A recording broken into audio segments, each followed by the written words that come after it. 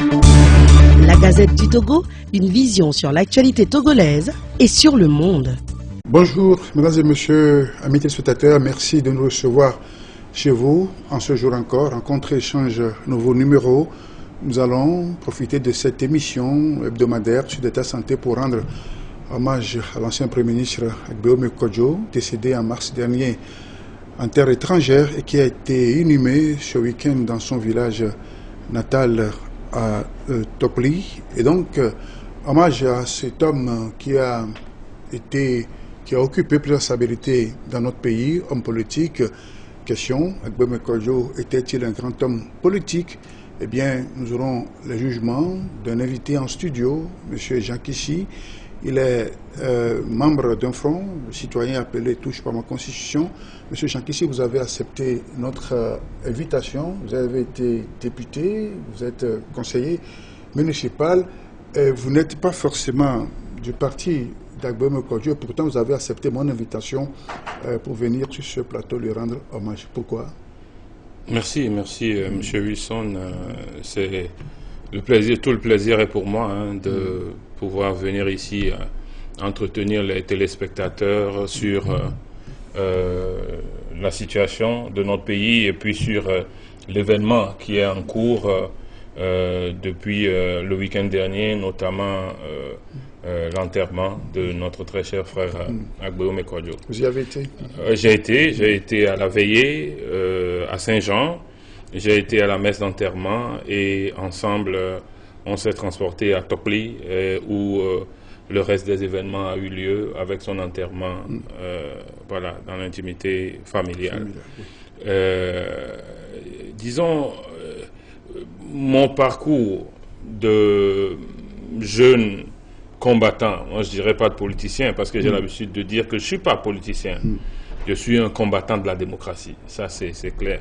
Mon parcours de combattant a rencontré à plusieurs reprises la route de mon cher frère Agbeome Kodjo, et je peux bien en parler. Depuis le début de la lutte, parce que c'est au moment de notre lutte en 90, lorsque nous pilotions le mouvement estudiantin sur le campus, qu'il était ministre de la jeunesse. Oui, donc on était obligé, parce que le mouvement sur le campus c'était des étudiants, donc on était des jeunes, donc notre premier interlocuteur au niveau du gouvernement c'était Agbeome Kodjo. Donc déjà en 91, on a commencé par se rencontrer.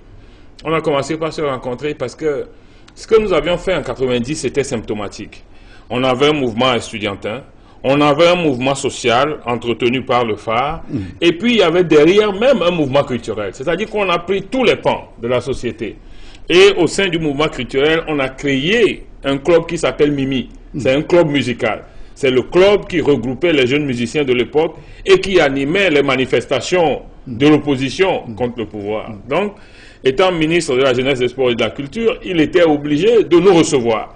Donc, à plusieurs reprises dans nos mouvements, pour ce qui concerne nos activités, lorsque le pouvoir a vu qu'on était un interlocuteur et qu'il devait discuter avec le phare, donc avec toutes les organisations qui étaient aussi affiliées au phare, alors nous, c'est avec lui que nous on a discuté.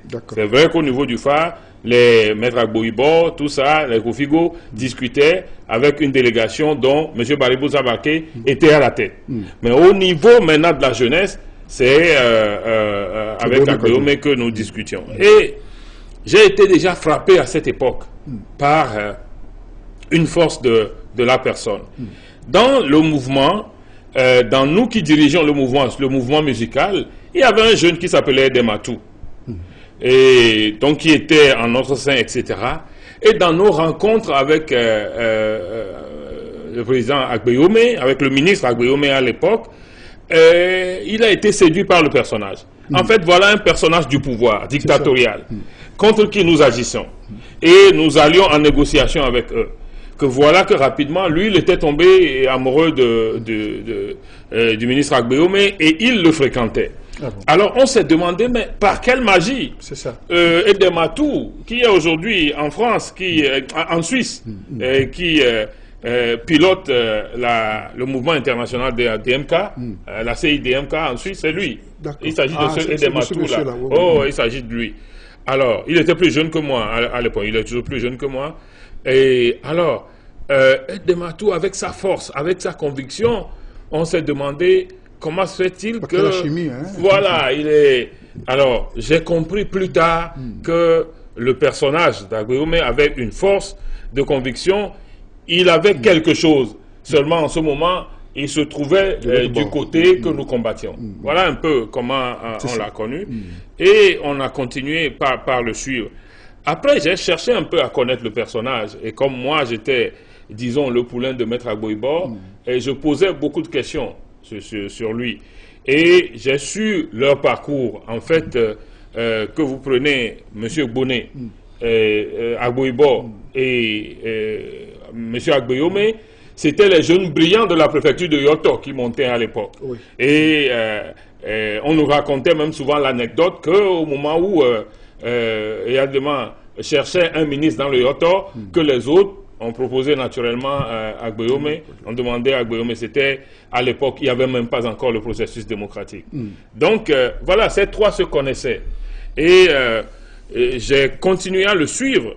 J'ai compris à cette époque où nous le rencontrions, mais aussi après quand moi je suis parti en exil et que j'entendais parler de lui, surtout au port, oui, j'ai compris, voilà, j'ai compris la force du personnage. En fait, moi, sa première qualité, que moi je place au-dessus de tout, c'est que c'est un travailleur. C'est un grand bosseur. C'est-à-dire qu'il travaille, il travaille et il travaille. C'est pas où il trouve cette énergie-là. Il y a de rares personnes au Togo comme ça. Hein. Bizarrement, c'est le Yoto. C'est chez Agboibo que vous trouvez encore ce genre de capacité de travail. Ou Agboibo âgé, vous allez chez lui à 4 heures, il est déjà au travail. Quand moi j'étais son assistant personnel à la primature, donc c'est moi qui devais l'aider avec sa secrétaire à écrire les discours, à 4h30 déjà, il te dit de venir. Donc, j'ai vu dans le cursus de M. Agbeome la même chose. Et son efficacité au travail. Parce que j'ai vu ce qu'il faisait au port. Je recevais les rapports. J'avais même un ami qui était au CAR, qui était au port, qui était l'un de ses directeurs adjoints à l'époque, M. Edo Kodjo, qui nous parlait souvent de lui. Au moment de Agbeome au port, il fonctionnait comme un leader éclairé. En fait, en ce moment-là, M. Agbeome est dans son véhicule de commandement. Quand on voit son véhicule rentrer dans le centre du port, tout le monde se met au garde, tout le monde court dans son bureau. C'est-à-dire que c'est une machine qui est arrivée, quoi. Et tout le monde, moi-même j'ai vu ça une fois. J'étais allé chez M. Dokodjo, de mon retour de l'Europe, lorsqu'on faisait les accords de Ouaga, celui de 94. J'étais allé visiter M. Dokodjo. Et ce matin-là, M. Agbeome était arrivé. Les gens étaient comme dans tous les services de l'État. Les gens, tout bonhomment, ils sont là, ils font rien, ils sont là, ils causent. Mais dès que le véhicule d'Agbeome arrivait là, tout le monde courait dans tous les sens, dans son bureau, etc., avant que la personne arrive. Il inspirait une sorte de... Oui, de rigueur au travail. De rigueur et de sérieux dans le travail. Et on le voyait. Même l'exemple, c'est ça, non? Tout à fait. Oui. On le voyait dans ses résultats. Partout où il est passé, on le voyait dans ses résultats. Et à la présidence de l'Assemblée, et c'est une qualité. Et puis, la personne était téméraire. Il était très téméraire. Les gens disaient, il y a un prêtre qui disait de lui la dernière fois qu'il était têtu. Il était très téméraire. Et c'est la deuxième qualité que je lui voyais. Et la troisième qualité, c'est Philbert Atisso qui en parlait la dernière fois. Il a ce qu'on appelle la foi du combattant. C'est un phénomène, c'est une vertu. Ce n'est pas une valeur naturelle. C'est une valeur qui circule entre le physique et le spirituel. Il avait la foi du combattant. La foi du combattant, c'est la valeur qu'on retrouvait chez les Sud-Américains, les Che Guevara, les Castro. C'est-à-dire que c'est des gens qui, ils ont très peu de moyens, ils sont face à de grandes puissances, à de grandes forces, mais ils ont l'impression qu'avec leur conviction, avec leur foi en Dieu, qu'ils vont vaincre ces puissances-là. C'est des gens qui sont dans une situation d'un Goliath en face d'eux, et vous constatez qu'ils n'ont rien. Mais ils ont une foi qui leur dit que non, il n'y a que eux qui peuvent gagner ce dans quoi ils sont. Et ça, vous l'avez vu en 2020. la bataille que Agbeome a menée en 2020, il n'y a pas un autre des opposants traditionnels qui l'a menée. Aucun n'est allé jusqu'à mettre un gouvernement en place. Oui, et ça, c'est rare. On a appris dans des pays, des gouvernements en exil, etc.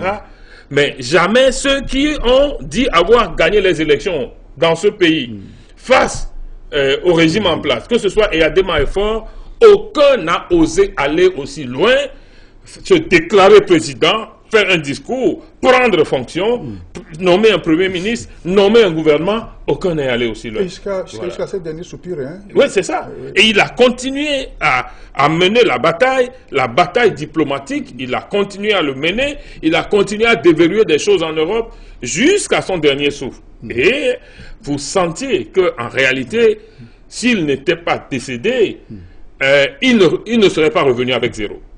Moi, j'ai de grandes oreilles. J'ai fait l'Europe, plusieurs pays, et j'ai aussi mes oreilles là-bas. Et je sais que ce dans quoi il était, que ça n'allait pas revenir avec un zéro.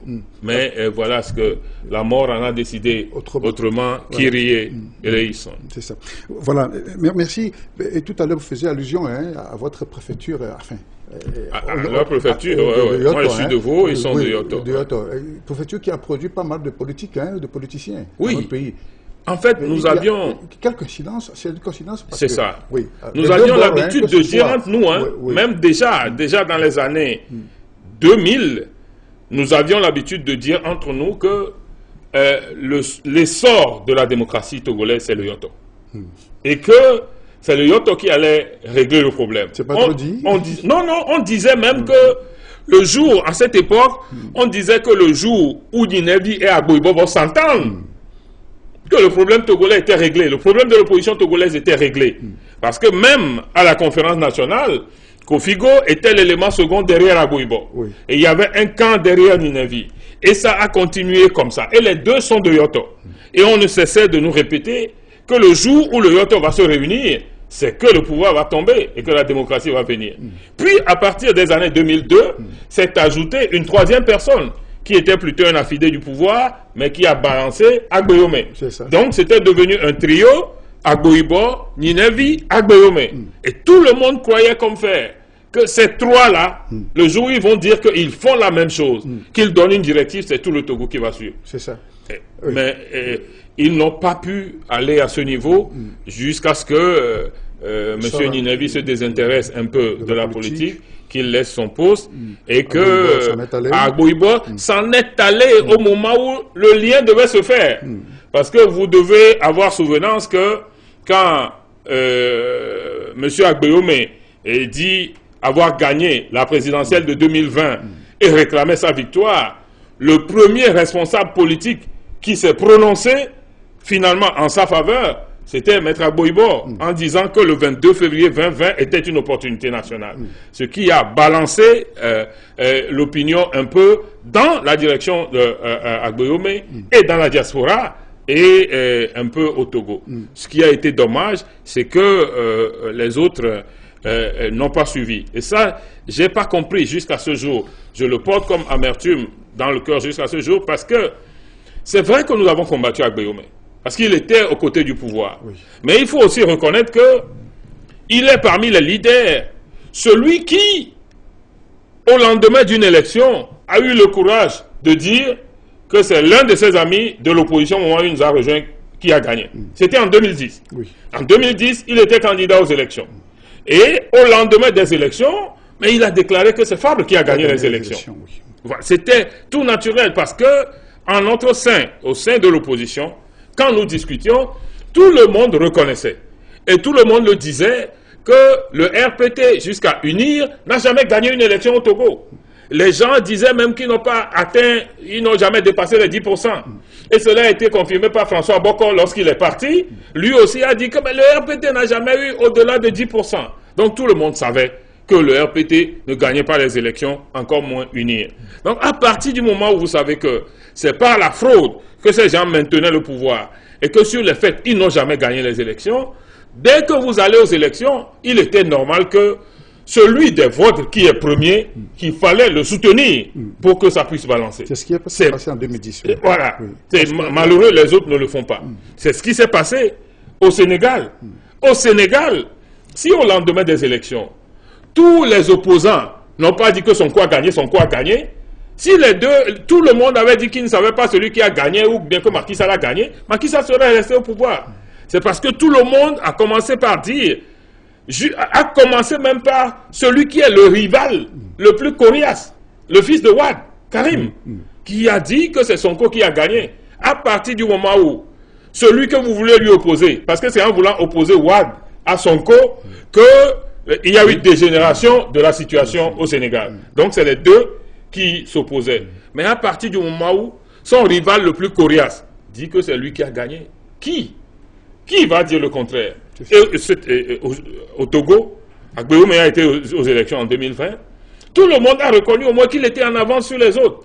Mais aucun n'a eu le courage de dire, mais il a gagné. Et le régime est resté, de fait. Voilà. Si nous pourrons en tirer les leçons demain, mais si on ne peut pas en tirer les leçons et que c'est nous les politiciens togolais qui sont maudits, j'en sais rien. C'est ça. Alors, une parenthèse, il y avait quelques bruits entre Agbéoumé et votre mentor, Agbo-Ibo. Hein? Oui, naturellement que, issu de la même préfecture, Agbo-Ibo étant considéré comme le père de la démocratie ou l'initiateur du processus démocratique à visage ouvert, voyant son frère qui a continué au niveau du pouvoir et qui a pris de l'ascendance aussi au niveau du pouvoir pour s'opposer au mouvement qui était en cours, naturellement qu'il y a eu des bruits entre eux parce qu'ils partageaient le même territoire de prédilection. Même quand Agbo-Ibo était en prison, on a fait porter l'accusation au nom de M. Agbéoumé. Mais après, quand il est parti en exil, il a continué par répéter qu'on l'a utilisé par Agbo-Ibo, que lui, il ne s'est pas réveillé un matin et a dit qu'il allait porter plainte contre Agbo-Ibo. Donc, voilà un peu. Donc, vous savez, Agbo-Ibo est allé en prison pour ça. Le meilleur des avocats togolais est allé en prison. C'était un phénomène bizarre en cette époque-là. Et c'est ce que les gens ont aimé. C'est ce que les journalistes ont décrit lorsque les événements de 2020 se sont passés. Et que Maître Agbo-Ibo s'est prononcé. Les gens ont dit, celui au nom de qui on t'a envoyé en prison, comment peux-tu le soutenir? Et c'est ça la qualité. C'est ça la vertu de l'homme. C'est ça le dépassement. Parce qu'il le faisait au nom du peuple qui devait être sauvé. C'est ça. Et non pour sa personne. Et vous avez joué un rôle crucial dans la réconciliation des deux. Naturellement. Même, j'ai dit, nos routes se sont croisées pendant longtemps. Vous savez, il y a eu un phénomène où c'est vrai qu'il fut au début, Agbéoumé était du côté du pouvoir. Mais il y a des événements, quand tu es au creux des événements, tu les lis, tu te demandes, est-ce que c'est ceux qui étaient au niveau du pouvoir, tous étaient mauvais que ceux qui étaient de l'opposition? Lorsque nous avons fini les élections locales, j'ai sondé, j'ai passé, je suis parti voir Maître Agbo-Ibo. Et j'ai dit, j'ai eu des informations que UNIR veut rafler 90% des mairies et qu'il faut faire quelque chose. On a vu nos voix et j'ai dit, mais tous ceux qui sont de l'opposition, il faut mettre leurs voix ensemble pour arracher ce qu'on peut encore arracher. Et tout le reste, étant naturellement de l'opposition traditionnelle, les gens doutaient un peu, est-ce que Obu allait accepter faire.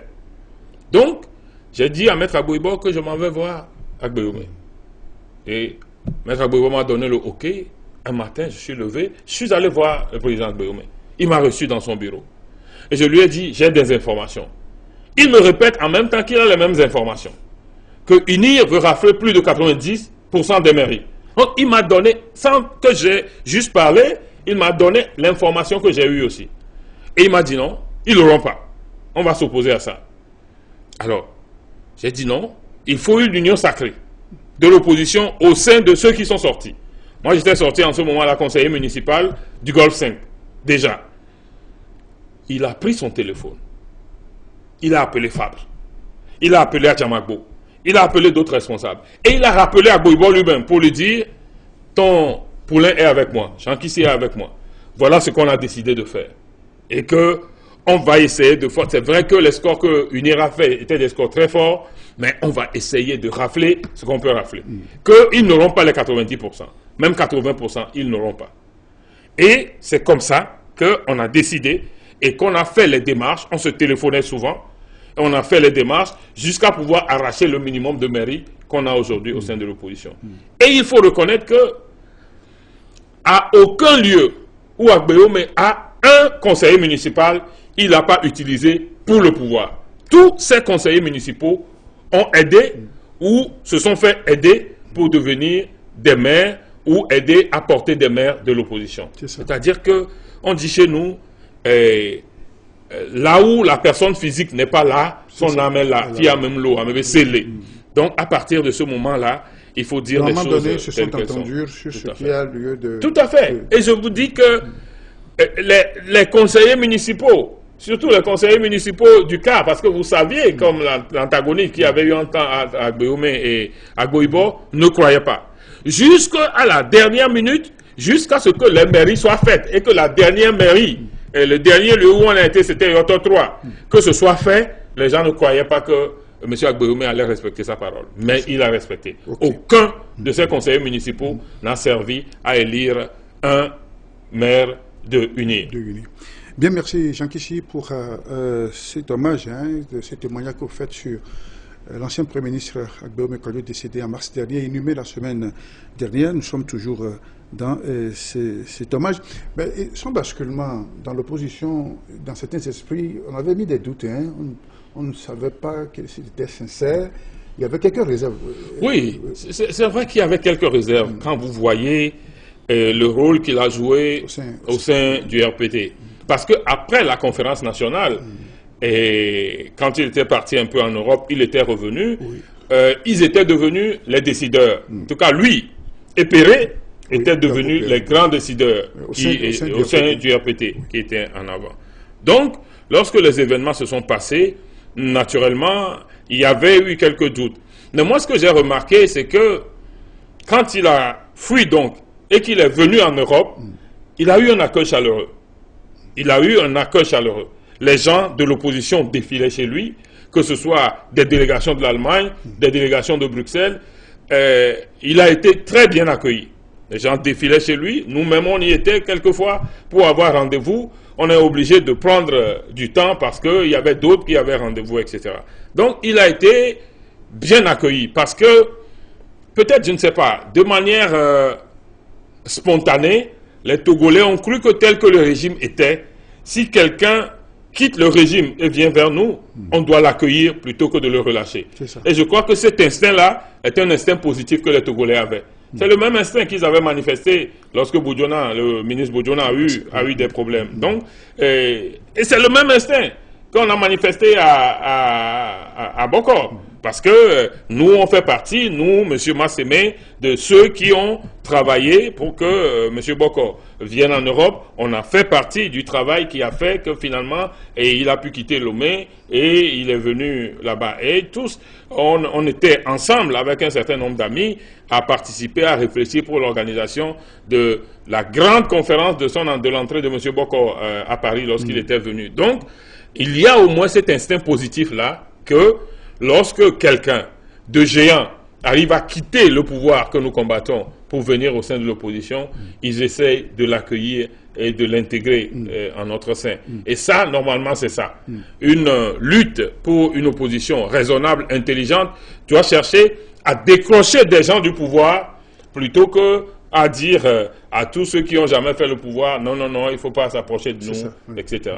Je crois que c'est le travail que l'opposition a fait au Burkina Faso, avec les Roch Comporé, les Simon, et tout ça, pour que on puisse, Roch Christian Caboret et les Simon, pour qu'ils puissent réussir la lutte là-bas. Je crois que c'est très important. Certains m'ont pensé que ce serait l'anecdote, n'est-ce pas, pour l'alternance, en 2020 notamment. Oui, oui, oui, oui. Non, j'ai dit, hein, mais en tout cas, son processus a été le plus avancé. Je ne sais pas si M. Agbeyome est resté en vie jusqu'en 2025, il ne serait pas revenu avec un zéro là. Au minimum, ce serait une transition. Au minimum, ça aurait été une transition qui basculerait vers l'alternance. Parce que nous avons suivi, nous avons écouté, nous avons aussi nos réseaux. Puisque moi-même, j'ai un certain nombre de réseaux au sein de l'Europe ou à l'international. Donc, nous avons aussi des échos du travail qu'il faisait. Ça ne serait pas revenu avec un zéro. Mais nous ne savons pas pourquoi Dieu a voulu ainsi que, voilà, en fait, les armes que nous avions pour le combat, que c'est les armes qui soient plutôt en train de tomber. Mais il ne faut pas désespérer. Oui, alors cet entêtement, vous l'avez dit, qu'un président me dit qu'il est un peu têtu. Il a réclamé cette victoire. Moi, je dis téméraire. Il est téméraire. Alors, alors cet entêtement qui a duré 4 ans, hein, oui. Alors, qu'est-ce que ça peut représenter? Non, c'est ça que j'appelle la foi du combattant. Okay. C'est-à-dire que il y a des gens, quand ils luttent, quand vous voyez l'obstacle qui est devant eux, l'obstacle est gros, maos. C'est-à-dire qu'en fait, tu as l'impression que c'est une fourmi devant un éléphant. Mais il dit qu'il va... Il ne dit pas pour blaguer. Il ne dit pas pour fanfaronner. Il dit parce qu'il y croit, comme si il y a quelque chose de spirituel qui va faire qu'il va réussir. Et ça, c'est des gens qui sont en mesure d'aller au-devant des plus grandes épreuves. Voilà un peu la nature des gens. Vous savez, sur ce type de personnages, moi je dis, je suis dans la vie politique togolaise depuis ma tendre jeunesse, mais je ne peux pas m'égosiller d'avoir cette qualité-là. Sur ce type de qualité de la foi du combattant, j'ai vu ça chez Agboibor, j'ai vu ça chez Agbeyome et j'ai vu ça chez Tikpi. S'il doit être très spécifique, voilà les 3 personnages du Togo chez qui tu sens cette foi du combattant-là. Que c'est des hommes, mais ils ont l'impression qu'ils peuvent bouger des montagnes et ils y vont pour le bouger. C'est bizarre, mais c'est ça. C'est le genre de personnage. C'est ça.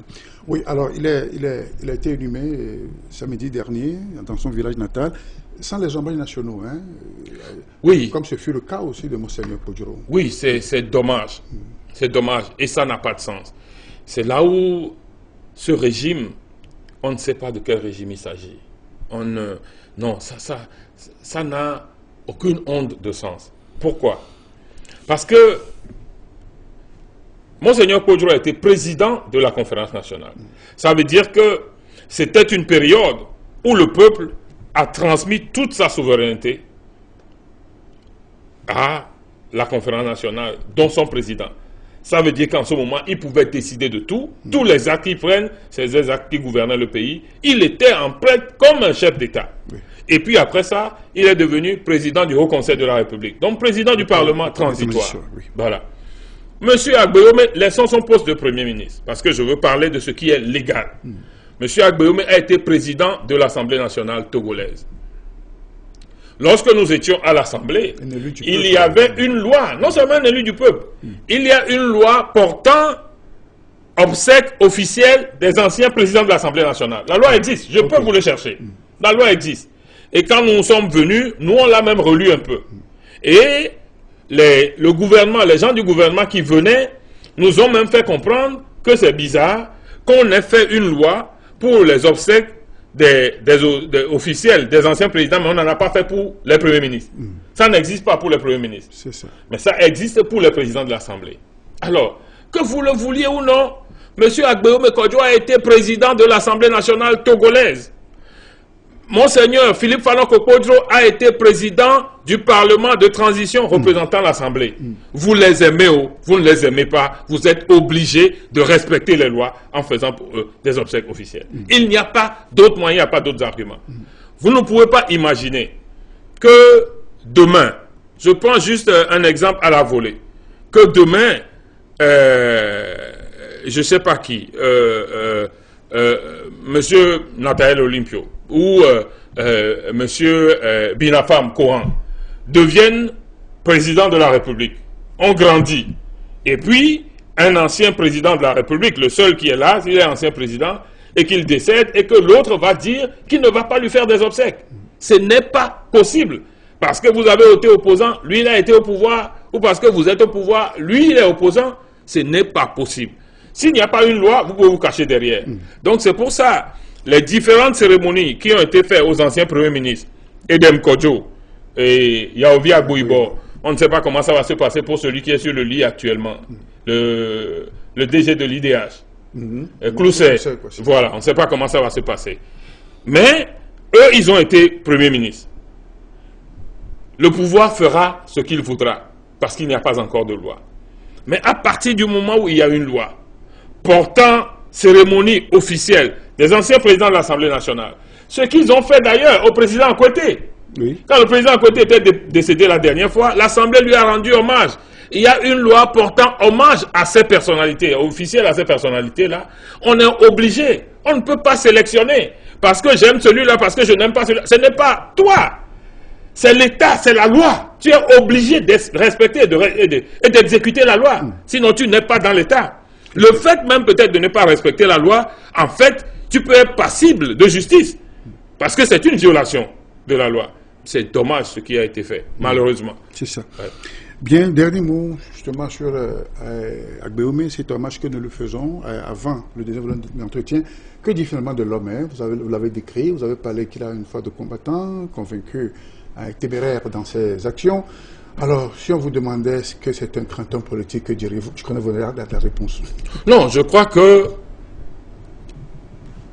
sa grandeur vient du fait qu'il a pu se faire racheter. C'est-à-dire qu'il a pu, dans le summum du spirituel de la considération, se faire racheter.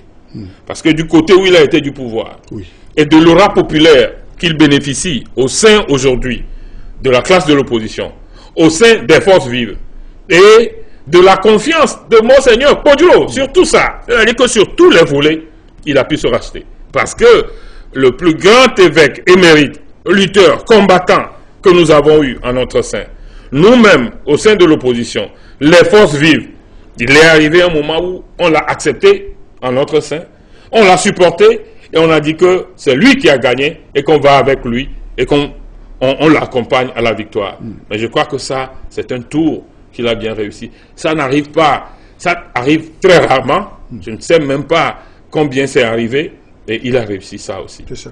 Un homme de pouvoir qui se convertit et qui se tourne carrément du côté de l'opposition. Du côté de l'opposition. Et de l'autre côté aussi, on ne lui a pas pardonné. Hein? Ah, mais naturellement, naturellement, nous comprenons qu'on ne puisse pas lui pardonner. Mais ça ne les exonère pas du fait de respecter les lois en faisant les hommages officiels tels que prescrits par la loi. D'accord. Merci. Deuxième volet de notre discussion, nous allons parler de cette constitution qui continue toujours de faire couler beaucoup d'encre et de salive. Vous vous êtes constitué en un front, au titre très évocateur, touche pas à ma constitution. Vous êtes toujours vent debout contre cette nouvelle réforme qui a battu notre pays dans la Ve République. Concrètement, qu'est-ce que vous reprochez à cette nouvelle loi fondamentale? Oui, vous avez bien posé la question. La question est la bienvenue. Et ça nous permet de répondre d'un coup. Ce qui a été fait est un renversement de république. C'est un renversement de régime, c'est un coup d'État constitutionnel. Voilà ce que nous reprochons. C'est-à-dire qu'il ne faut pas aller dans des détails qui ne valent pas la peine. Ce qui a été fait est un renversement de régime. C'est un renversement de république, c'est un coup d'État constitutionnel. Voilà ce que nous reprenons. Donc, tout comme la CEDEAO reproche au Niger et menace le Niger, la CEDEAO doit reprocher au Togo d'avoir fait un coup d'État et doit les condamner, doit prendre ses sanctions. Parce que il n'y a pas des coups d'État qui sont bons et des coups d'État qui ne sont pas bons, si on doit considérer les choses comme ça. Voilà simplement ce qui s'est passé et ce que nous reprochons. Et ça fait plusieurs mois maintenant que la loi a été adoptée, votée, adoptée. Alors, où est-ce que nous en sommes concrètement? Et on est déjà là dans la Ve République ou bien nous sommes en transition? Peut-être que vous me direz que ce n'est pas à vous de poser. En tout cas, pour nous, il n'y a pas encore de Ve République. Nous ne l'acceptons pas. Eux-mêmes, ils se comportent comme s'ils sont à cheval entre une 4e et une 5e République. Pour le moment... C'est en février 2025. Oui, d'accord. Oui. D'accord. Mais il y a trop d'anomalies dans ce qui se passe au Togo. En tout cas, le Togo est dirigé comme un poulailler. Non, le Togo est dirigé. Non, ces gens nous dirigent comme un poulailler. Soyons sérieux. Non, parce que ce qui se passe est grave. est dirigé comme un poulailler. Demandez-moi pourquoi, je vous donnerai les raisons. Oui, allez-y, justifiez-vous. Alors, vous savez, le principe le plus élevé de la mise en place des institutions, le principe le plus élevé en droit, c'est que la loi est d'application immédiate. Oui. Ça, il n'y a pas autre chose. C'est le principe le plus élevé qui coiffe tous les autres principes. C'est que la loi est d'application immédiate. Ça veut dire que, à partir du moment où leur constitution est votée, sur le principe, lorsque les éléments nécessaires à la mise en place d'une institution sont prêts, on est obligé de mettre en place la constitution. Ça veut dire que ce qu'eux-mêmes ils appellent le président du conseil, ils disent que c'est lorsque le Sénat serait assis et que l'Assemblée nationale serait assise que le président du conseil. Ils nous disent aujourd'hui qu'ils ont le temps jusqu'en mai pour faire la transition. La loi ne dit pas ça. Si la loi est d'application immédiate, à partir du moment où on met le Sénat en place, c'est fini. Parce qu'on a dit d'ici 12 mois. Mais c'est pour ça que lorsqu'on est sorti des élections régionales, vous l'aurez appris qu'on a demandé rapidement, un mercredi, de convoquer les conseillers régionaux. Parce qu'on voulait aller rapidement au sénatorial et avoir les sénateurs. Nous-mêmes, en tant que conseillers municipaux, on nous a envoyé des fiches pour que nous remplissions rapidement, pour que nous devenions des électeurs. Parce que c'est les conseillers régionaux et les conseillers municipaux qui constituent le corps électoral des sénateurs. Et puis, ça s'est estompé. Et entre-temps, nous avons compris, on entendait des rumeurs que non, en fait, que c'est dans 12 mois. La loi ne dit pas que c'est dans 12 mois. Lorsque une structure est prête, vous mettez son truc en place. Lorsqu'une structure est prête, il y a un mandat présidentiel qui est en cours. Oui, mais la loi est d'application immédiate. C'est là même que le rôle joue. Ça veut dire que quand même un mandat est en cours et que vous-même vous prenez des dispositions constitutionnelles, le jour où les dispositions constitutionnelles sont promulguées, ça met fin. Et puis ça met en place les nouvelles institutions. Sans transition? Non, mais même dans la transition, c'est-à-dire que ce que je suis en train de dire, c'est que la loi dit que à partir du moment où les institutions qui doivent mettre en place, les autres institutions sont prêtes, elles doivent se mettre en place. C'est pourquoi je vous donne l'exemple du président du Conseil. Le président du Conseil, il a dit que lorsque le Sénat est prêt et que l'Assemblée nationale est prête, le président du Conseil doit être élu et le président de la République doit être élu. Ça veut dire que dans la formule de l'application immédiate de la loi, si par exemple, en août, le Sénat est mis en place, le président, là, son mandat s'arrête en même temps, ça veut dire que le président du Conseil doit venir en même temps. C'est ça l'application immédiate de la loi. La loi ne dit pas on te laisse aller jusqu'à la fin, la loi dit qu'elle est d'application immédiate. C'est pour ça que dans les dispositions transitaires, ils ont dit au plus tard 12 mois. Ça veut dire que certains vont venir, d'autres vont venir, d'autres vont venir, d'autres vont venir, et tout doit finir en 12 mois. Mais ça ne veut pas dire que c'est au 12e mois que ça a été collé à son mandat actuel. Voilà un peu ce que je dis, que c'est dirigé comme un poulailler, parce qu'on a l'impression tout est fait pour un homme. Tout est fait pour satisfaire le destin d'un homme qui a envie de rester à vie au pouvoir. Vous aurez vu que dans leur fameuse constitution, ils ont rassemblé les prérogatives du président de la République dans la constitution actuelle et les prérogatives du Premier ministre qu'ils ont tous collés pour faire maintenant la prérogative du président du Conseil des ministres. Ça veut dire que le président de la République, que eux-mêmes ils disent, n'est que inaugurateur de chrysanthème. Inaugurateur de chrysanthème pur, ce n'est même pas lui qui nomme même les ambassadeurs. Ce n'est même pas lui, et c'est ça le mal. Ce n'est même pas lui qui nomme le Premier ministre.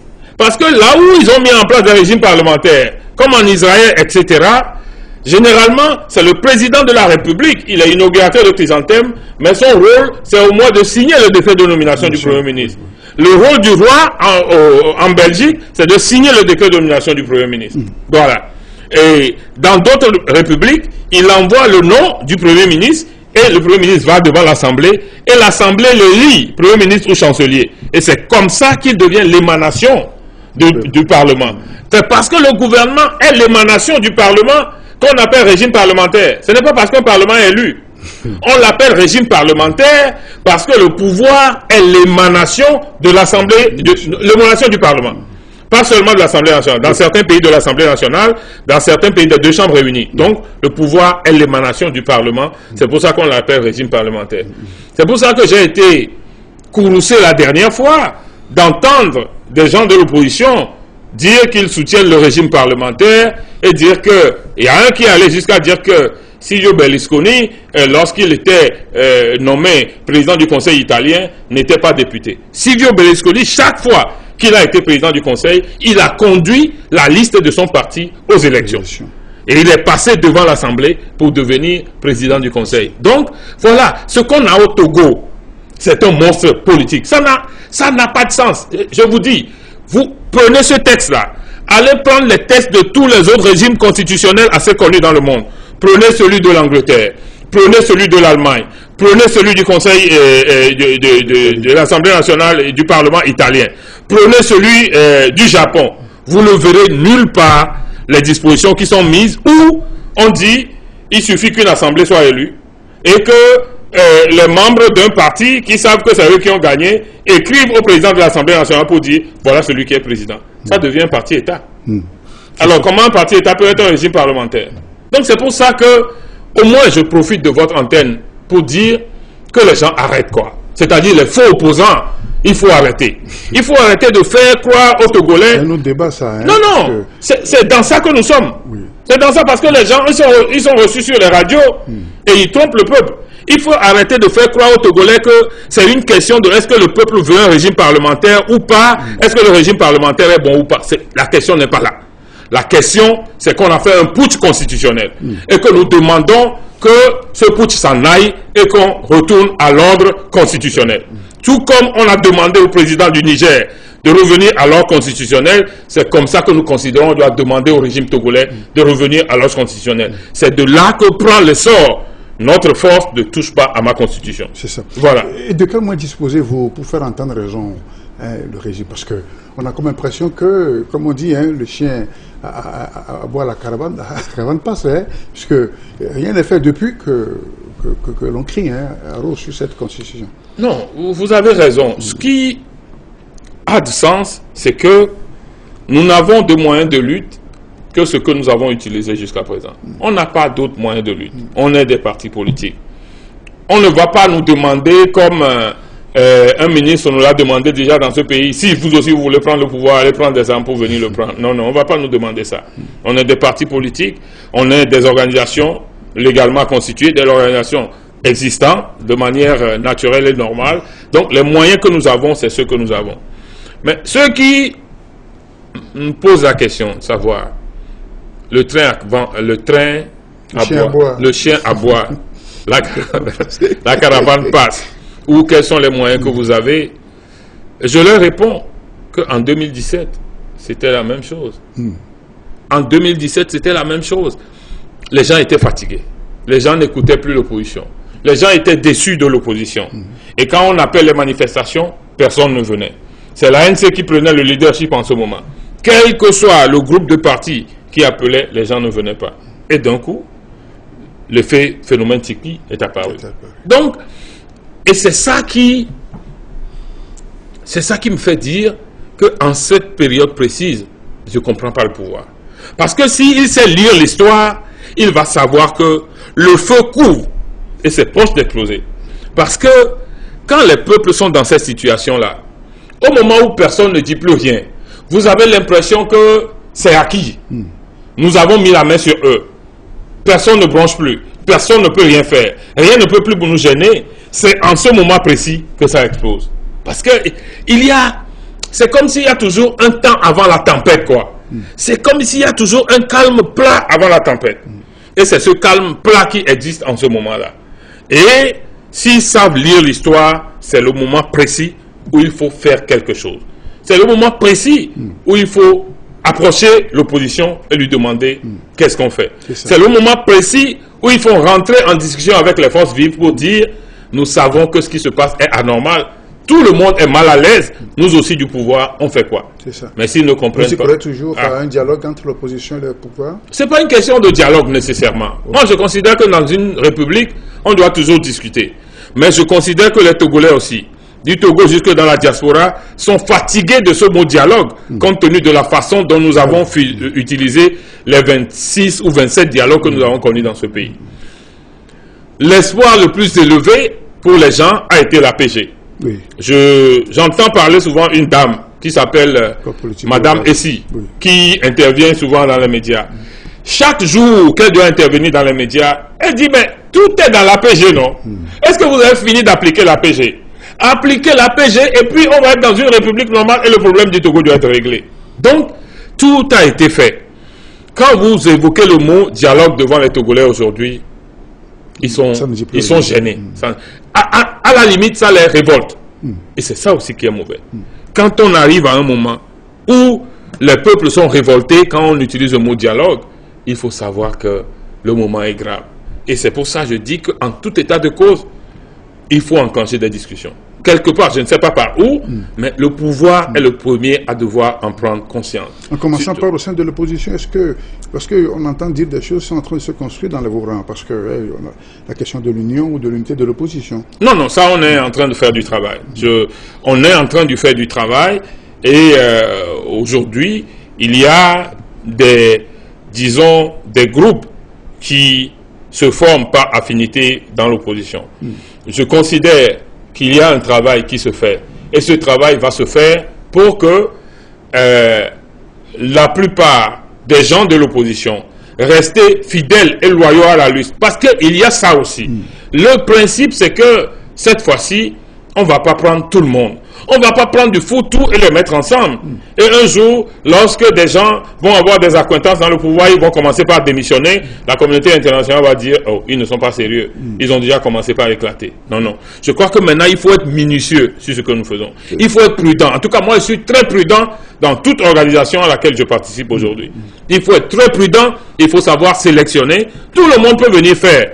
Mais ce n'est pas à tout le monde que nous devons partager toutes les instances et on va voir que parmi nous, il y a des gens qui ont des accointances avec le pouvoir. Tout ce que vous faites, les gens vont le négocier là-bas, etc. Mais il y a un travail qui se fait pour qu'il n'y ait qu'un seul bloc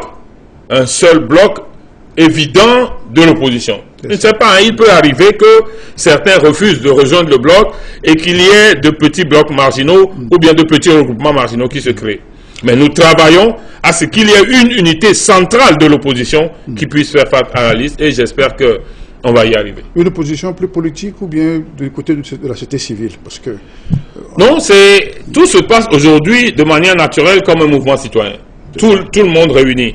Parce que je constate que tous les regroupements qui sont en train de naître, à chaque niveau, regroupent des partis politiques et des organisations de la société civile. Quand vous prenez au niveau de l'urgence républicaine qui rassemble la DMK et un certain nombre d'autres organisations, vous voyez que c'est un groupement et d'associations et de partis politiques. Quand vous prenez le front autour de Togo Debout et de Novation Internationale, vous constatez qu'il y a un certain nombre de partis politiques et d'organisations de la société civile. Quand vous prenez le front Touche pas à ma constitution, il y a des partis politiques, il y a même des regroupements déjà comme la DMP et il y a des organisations de la société civile. Donc j'ai l'impression que de manière spontanée et naturelle, tout ce qui naît est constitué déjà en mouvement citoyen. Donc il s'agit de mettre ces mouvements citoyens ensemble, quitte à voir si au sein de ces mouvements citoyens-là, on doit laisser une marge aux partis politiques de se retrouver de temps en temps parce que leur mission va au-delà de ce que nous réclamons. Quand nous réclamons qu'on arrête le putsch et qu'on retourne à l'ordre constitutionnel et qu'on discute pour faire autre chose, mais si ça c'est fait et que demain on a une république normale, les partis politiques doivent concourir à la conquête du pouvoir. À partir de ce moment, ceux qui ont le devoir de concourir à la conquête du pouvoir et ceux qui, dans leur constitution, n'ont pas le droit de concourir à la gestion du pouvoir, on ne peut pas empêcher ceux-ci de pouvoir se retrouver en leur sein. Donc je crois qu'il faudra laisser une marge aux partis politiques, au sein de ce mouvement citoyen, de se retrouver et de réfléchir sur l'avenir.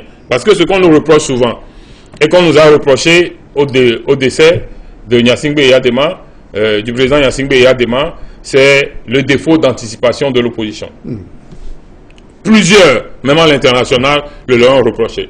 Ça veut dire qu'aujourd'hui, si on fait quelque chose, il faut anticiper sur l'avenir et savoir qu'un événement n'arrive pas, et puis c'est là où on commence par chercher comment nous allons gérer, quel est notre avis là-dessus, quel est l'objectif, quelle est la trajectoire. Non, je crois que ça là, a déçu les Togolais à plusieurs reprises. Il faut dépasser ça, il faut changer totalement de paradigme. Et nous y travaillons. C'est ça. Alors, votre front était remonté contre le communiqué de la CEDEAO au soir de leur sommet. Qu'est-ce qui vous choque dans ce communiqué? Non, il y a deux choses qui nous ont choqués essentiellement. La première, c'est que la CEDEAO félicite le gouvernement pour la bonne organisation de cette parodie d'élection. Mais nous, on était aux élections, j'y étais, plusieurs membres du front y étaient, et on a vu ce qui s'est passé. Et tous les Togolais sont en mesure d'en parler. C'est quand même dommage. Si on dit souvent que si ce que vous voulez dire n'est pas mieux que le silence, alors taisez-vous. Oui, la CEDEAO a manqué une occasion de se taire. Ça, c'est le premier.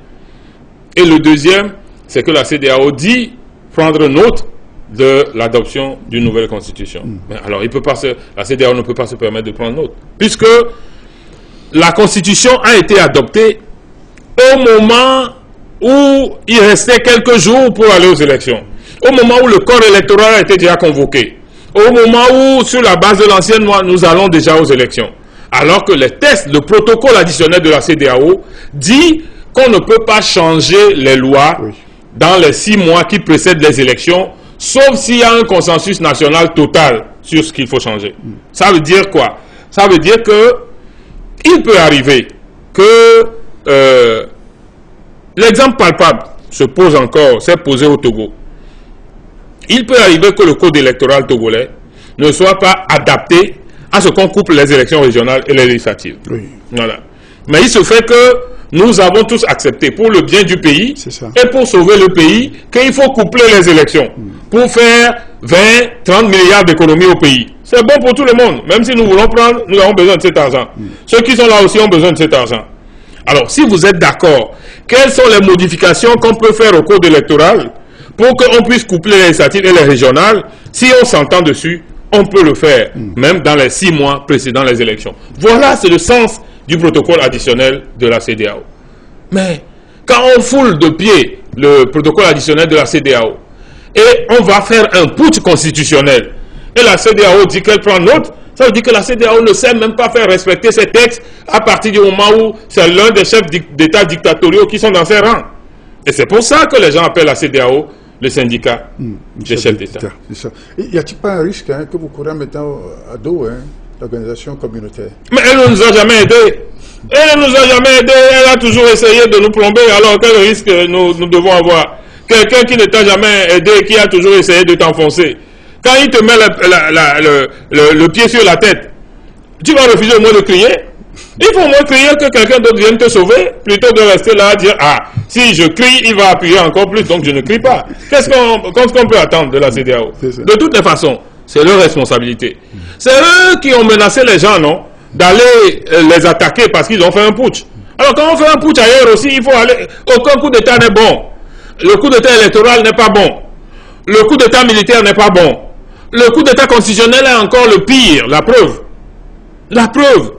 Bassirou Diomaye Faye, lorsqu'on lui a confié la mission d'aller voir les autres États de l'AES pour essayer de les ramener, il a accepté à une condition, en posant la condition qu'il ne faut pas modifier la Constitution pour demeurer au pouvoir.